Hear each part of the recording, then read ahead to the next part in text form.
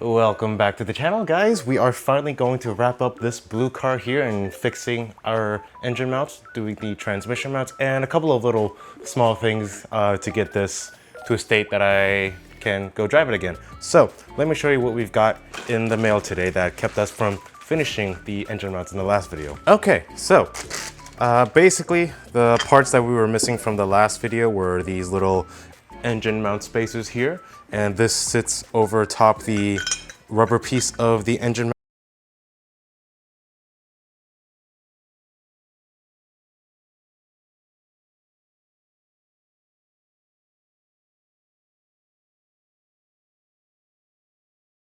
the passenger side as well, just in case. So yeah, this will be pretty simple. You guys have seen me do the passenger side in the last video, so we're gonna button this up and then replace our serpentine belt along with another thing that I'll show you guys after we get this mounted. So without further ado, let's go ahead and set you guys down on a time lapse and complete this install.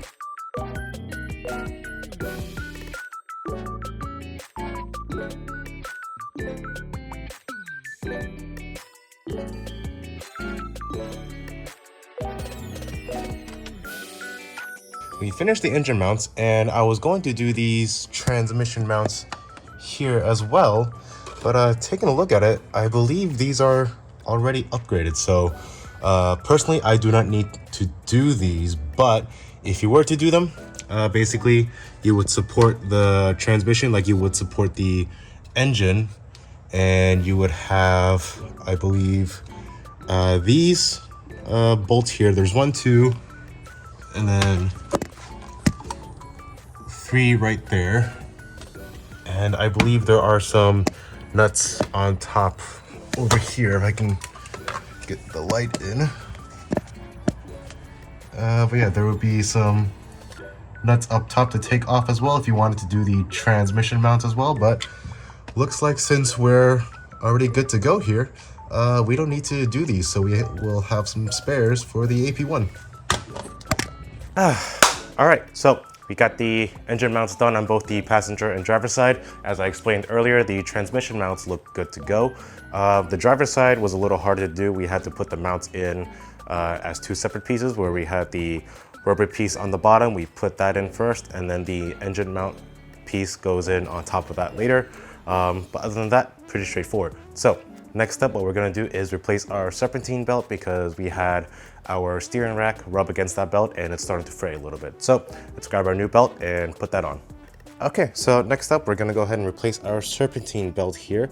And as a general tip, if you're confused on how to do it, I would recommend taking a picture of the belt before you take it off, so that you know how it goes back on. But in our case, this should be pretty simple. We just have to loosen it up and then grab our new belt and put it on. Okay, so to do the serpentine belt, what you're gonna do is grab a 14mm socket and attach it to this pulley here, and then it should just come loose like that. And go ahead and pull the belt off and get it off the rest of the way. And here is our brand new one. Let's go ahead and stretch them out. They look to be the same, so it's gonna be pretty easy. Just make sure you put it in reverse order around the pulleys that they're supposed to go on. So let's go ahead and start routing it roughly where it's supposed to go. And as you're putting the belt onto the pulleys, just make sure they kind of slide into the grooves as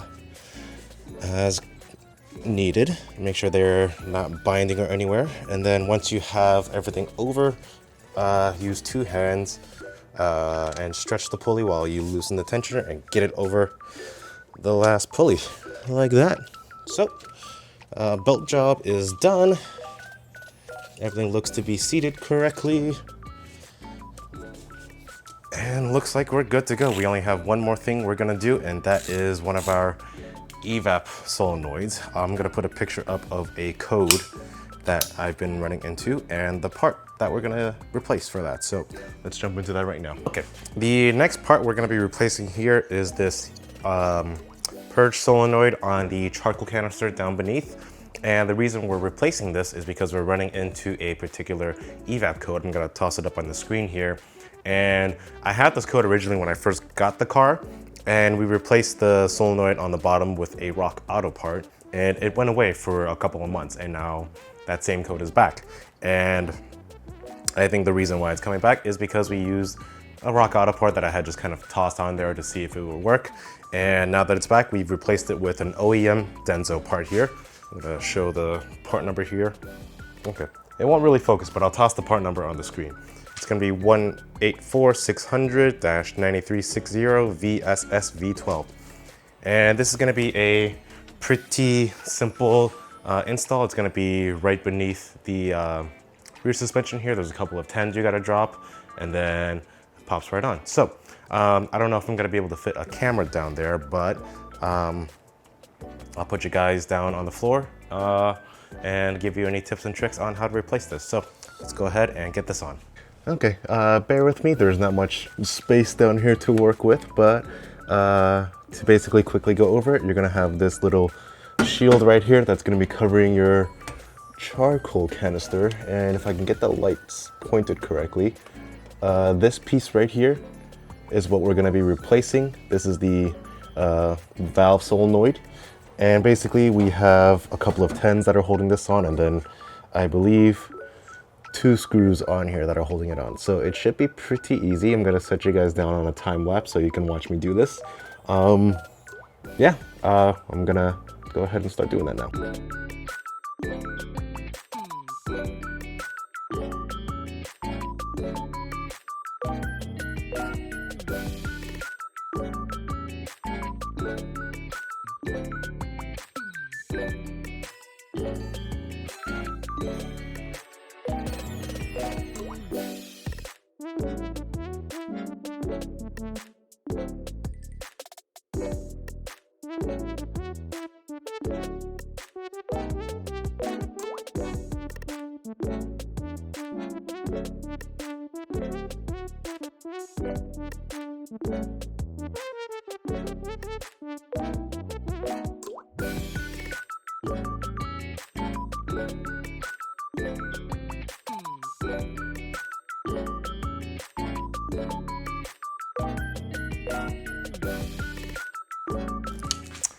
Well, it turns out my evap code is for a bad evap system. We took the little solenoid out and a bunch of charcoal chunks came out of it. So I think we have a bad charcoal canister or something that's causing it to overflow and send charcoal chunks into the solenoid, and that's causing it to not properly get the flow for the gas vapors out. So, you know, project car things, we go to fix one thing, it turns out to be another thing. So that kind of sucks. But it's up and running again, at least. I believe since we kind of cleaned it out a little bit, the evap code should stay away. For now, I just have to avoid topping it off too much. Otherwise, the gas kind of overflows and gets those charcoal chunks into the system, which causes it to be unhappy. So, without further ado, we're gonna clean everything up and go out for a test drive, and then we'll close out this video. So, I will see you guys in just a bit once we get everything sorted away. Man, this GoPro sucks. This is the second time now that I've gone to record something in the car with the GoPro and the audio doesn't work and it's just unusable. But we went on a quick test drive with the brand new mounts and they're very vibrating. I think these are 70 A-rated durometer mounts, and you know, so with any upgraded engine mounts, they're gonna be a lot stiffer, they're gonna have a lot more NVH, which for our purposes of going to autocross, that'll be good since it will hold up to launches a lot better. We wrapped up this install for the most part. This car is wrapped up, got a couple more mods we're gonna do to it. We need to fix that evap issue with the charcoal canister. I'll throw up a picture of what came out of that solenoid. So, you know, sucks, but you know, project car things, what can you do? Aside from that, that's gonna be it for this video. In the next video, I'm not exactly sure what we have planned yet, but we did just get a shop press right there. So we'll be able to do some bushings and a wheel bearing on the AP1. I think Next video, we'll probably do some compliance bushings for this car since the caster adjustment is frozen right now. But without further ado, that's going to be all for this video. Be sure to hit that like and subscribe button. Follow my Instagram at QMedia. I'll catch you guys in the next one. So peace out and take care.